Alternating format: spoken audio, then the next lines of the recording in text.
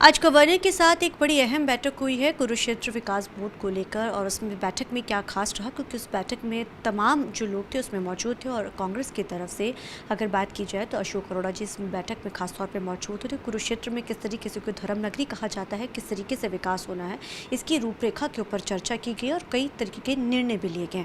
हमारे साथ इस समय बात करने के लिए अशोक अरोड़ा जी मौजूद हैं। सर, आज बैठक रही गवर्नर के साथ, सीएम भी इसमें मौजूद थे, आप भी थे। किस तरीके के फैसले जो हैं कुरुक्षेत्र के विकास को लेकर किए गए, क्योंकि कुरुक्षेत्र धर्म नगरी है तो उसके विकास को लेकर हमेशा ही तत्पर रहती है सरकारें। आज कुरुक्षेत्र विकास बोर्ड की मीटिंग लगभग 2 साल के बाद हुई। महामहिम राज्यपाल की अध्यक्षता में मीटिंग हुई, जिसमें माननीय मुख्यमंत्री जी भी शामिल हुए, स्वामी ज्ञानानंद जी भी शामिल हुए, हमारे सांसद भी वीडियो कॉल से जुड़े और मैं भी शामिल हुआ था, क्योंकि जो एमएलए होता है वो वहाँ उसका सदस्य होता है। तो आज मैं मानता हूँ कि बहुत अच्छे फैसले हुए। एक अहम मीटिंग हुई जहाँ महामहिम जी ने कुरुक्षेत्र को आध्यात्मिक दृष्टि से और बढ़ावा मिले, इसके ऊपर चर्चा की। वहाँ मुख्यमंत्री जी कुरुक्षेत्र स्वच्छ रहे, क्लीन रहे, कुरुक्षेत्र के विकास की योजनाएं बनाई जाए, उस पर उन्होंने विशेष रुचि दिखाई। और आज बहुत अच्छे फैसले जो हमारे पवित्र सरोवर हैं उनके लिए लिए गए। जैसे हमारा सनेत पवित्र सरोवर है, तो मैंने वहाँ कहा जी बहुत हमारा सबसे पवित्र सरोवर है और उसका पानी स्वच्छ नहीं रहता, तो इसकी सफाई की व्यवस्था की जाए। तो मुख्यमंत्री जी ने हरमंदिर साहब जो अमृतसर के अंदर है, वहाँ पर जो सफाई का प्लांट लगा हुआ है, उसी की तर्ज पे स्नेह सरोवर पे भी प्लांट लगाने का निर्णय लिया और अधिकारियों को निर्देश दिए कि वहाँ जाकर देख के आएँ और उसी तर्ज पर यहाँ लगाए जाए। एक बहुत बड़ा फैसला है, जो हमारा पवित्र सरोवर की पवित्रता भी बनी रहेगी और उसकी स्वच्छता भी बनेगी। इसके साथ साथ उसका सफाई का जिम्मेवार भाई कुरुक्षेत्र डेवलपमेंट बोर्ड से लेकर नगर परिषद को दिया, ताकि उसकी सफाई बनी रहे। और ब्रह्म सरोवर के पूर्वी तट पे जो 60 एकड़ ज़मीन पे सफेदा लगा हुआ था, जंगल बना हुआ था, जो एक न्यूसेंस क्रिएट हो रही थी, उसके बारे में भी आज वहाँ पर हमने मुख्यमंत्री से कहा कि मुख्यमंत्री जी, मैंने तो पहले 2009 में जब एमएलए था, हुड्डा साहब मुख्यमंत्री थे, मैंने जब भी इस बात को उठाया था कि यहाँ पर धार्मिक टूरिस्ट आता है, उनके साथ साथ उनके बच्चे भी आते हैं, तो उनके लिए भी कोई खेलने की हमारे अच्छे जगह हो, उनके लिए आप चाहे कमर्शियल पार्क का निर्णय लें, उसमें झूले लगाए जाएं, उनके खेलने की जगह बनी जाए। तो आज निर्णय लिया गया कि जो 60 एकड़ ज़मीन है, इसका एक बढ़िया सा प्लान बनाकर उसमें शेड भी लगाया जाए, ग्रीनरी रखी जाए, उसको पार्क के रूप में डेवलप किया जाए।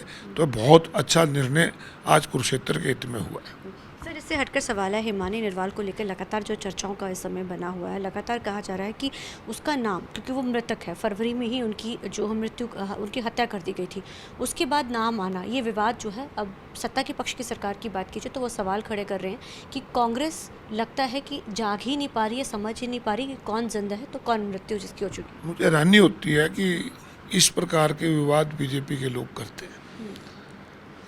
ये जो हमारा जो युवा कांग्रेस का था, ये चुनाव था और ये उसकी हत्या से पहले इसके नॉमिनेशन भी हो चुके थे, उसकी वोटिंग भी हो चुकी थी।